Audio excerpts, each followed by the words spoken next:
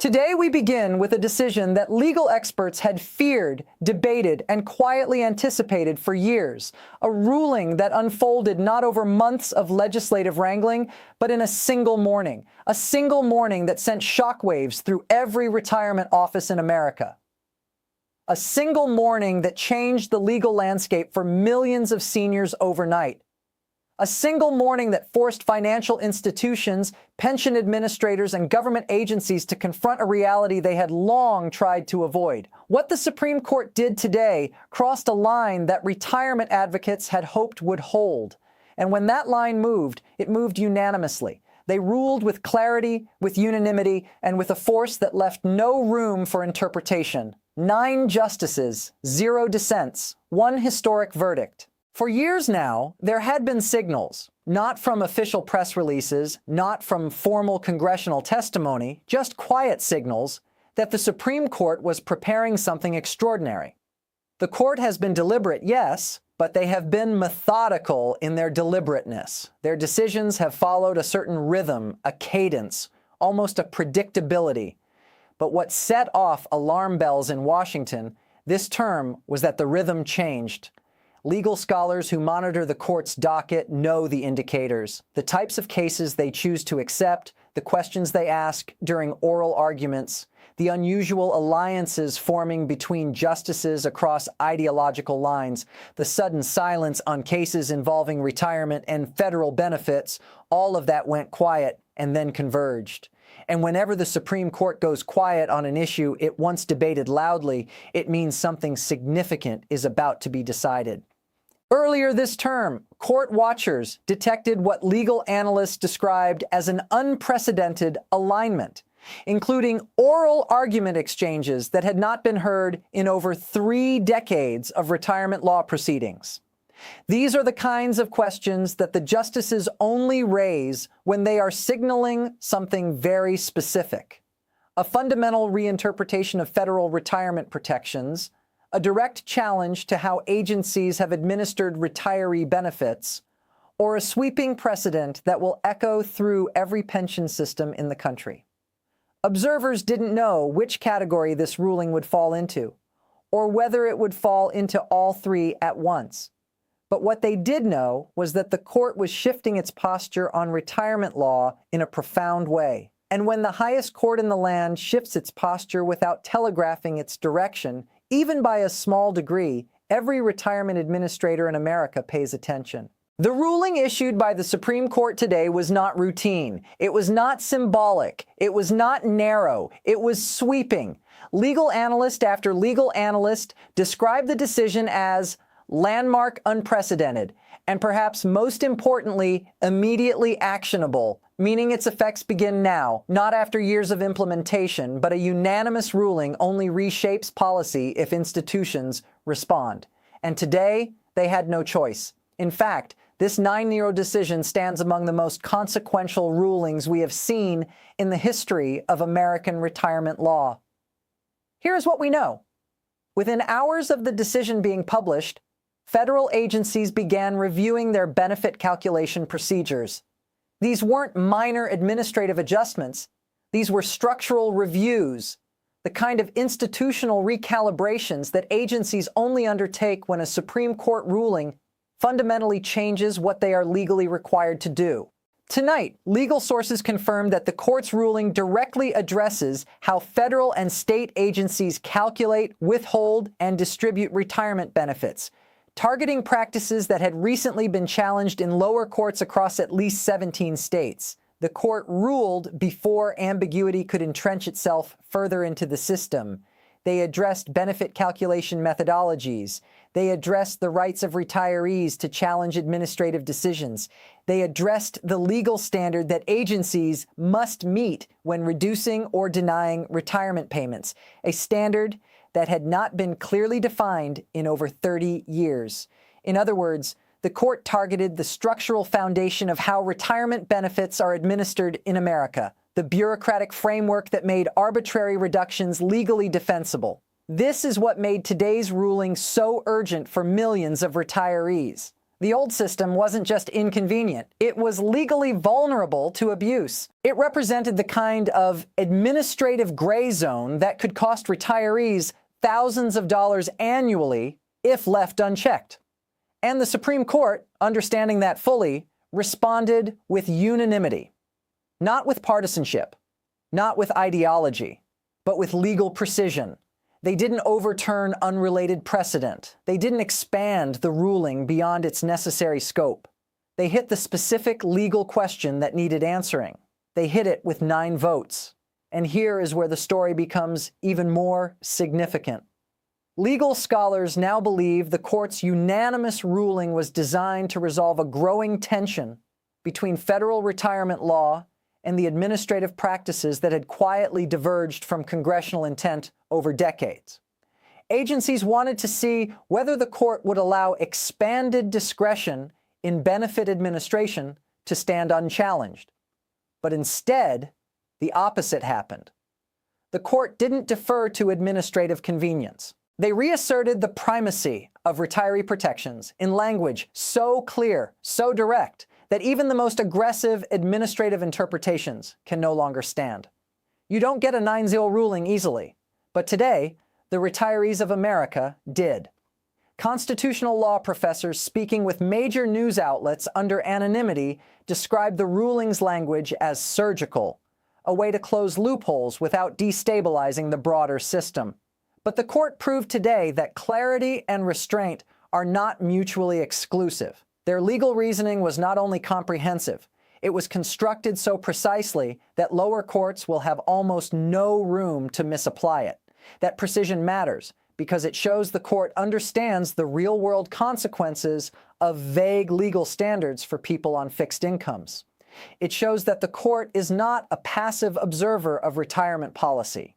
It is an active guardian of the rights that Congress intended retirees to have. As legal analysis continued rolling in throughout the day, we learned more about the full scale of this ruling's reach.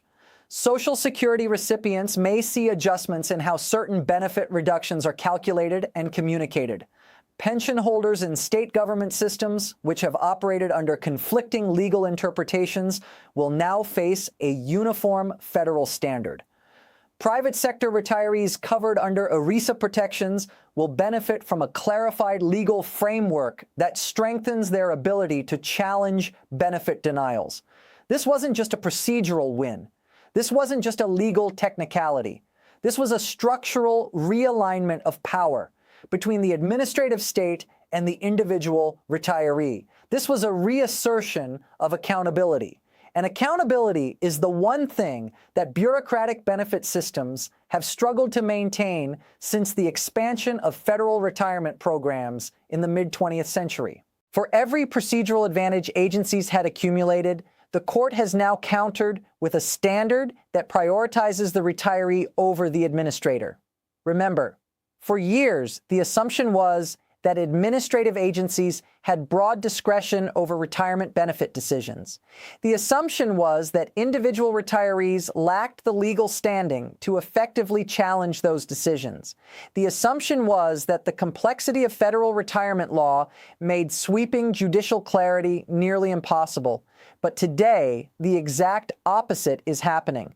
Retirees now have a clear legal precedent in their favor. Administrative agencies now face a defined and enforceable standard. And the Supreme Court has demonstrated that retirement security is not a partisan issue. It is a constitutional one. What makes this moment so powerful and so historic is that today's ruling arrives at a time when America's retirement system is under extraordinary pressure. Baby boomers are retiring at a rate of $10,000 per day and need stability. Younger workers contributing to retirement systems want assurance that the rules won't shift against them. State governments managing pension obligations want legal clarity before making structural changes, and advocacy groups for seniors have spent years demanding accountability from a system that often treated retirees as administrative afterthoughts.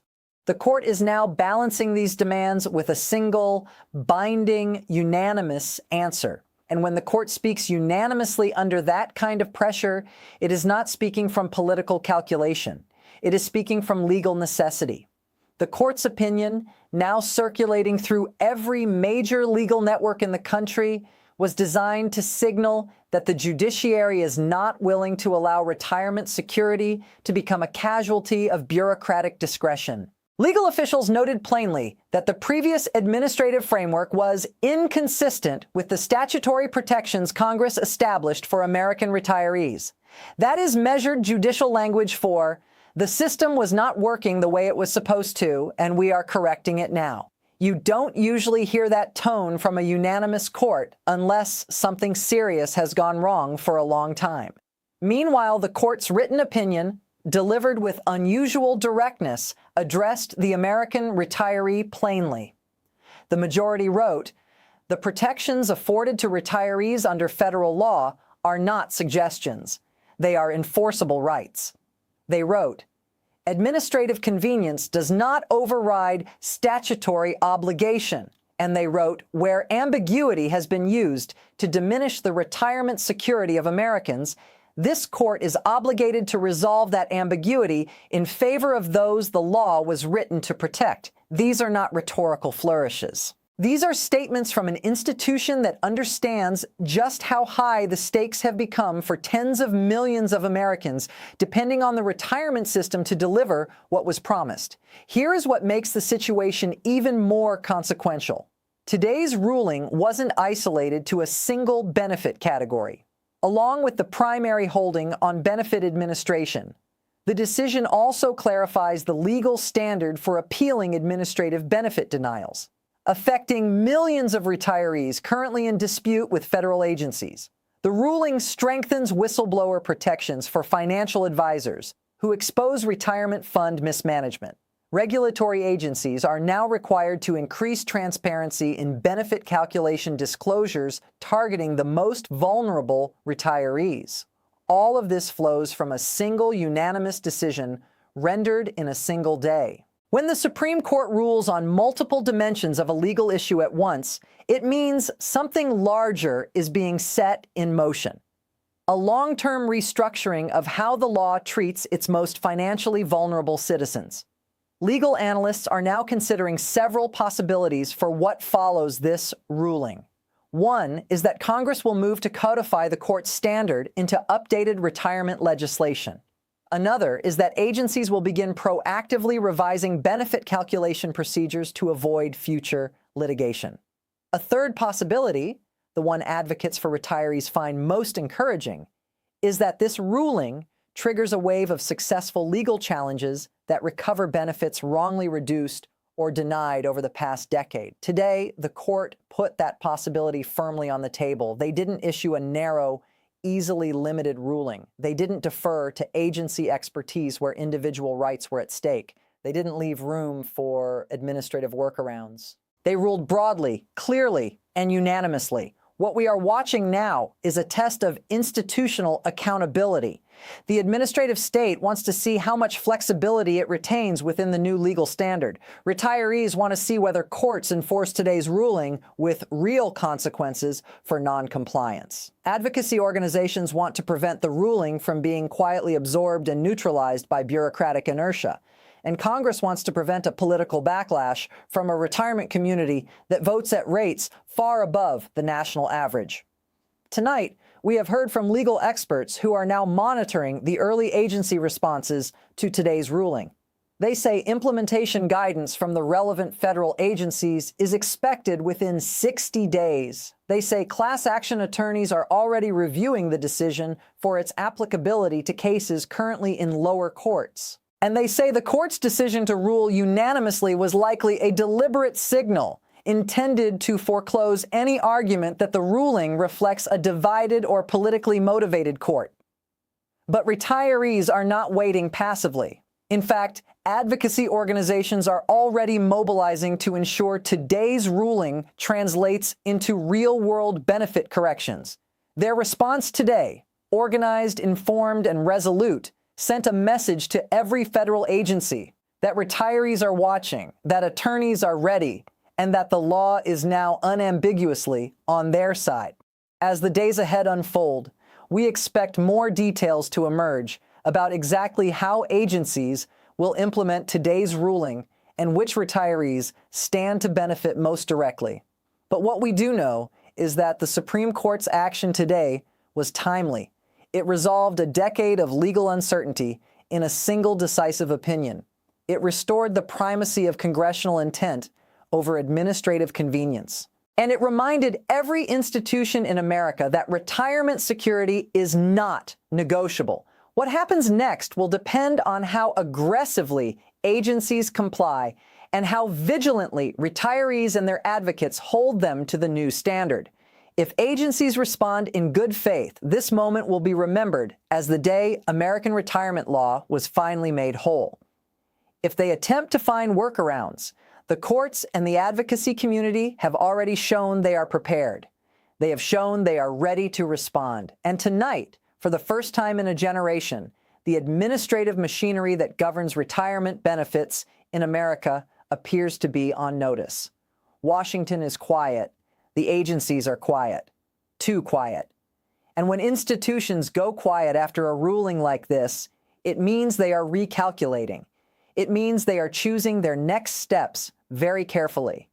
Because today, they learned something retirees have known for a long time. The law was written to protect them. The court has now confirmed it, and a unanimous decision leaves nowhere to hide. This story is far from over.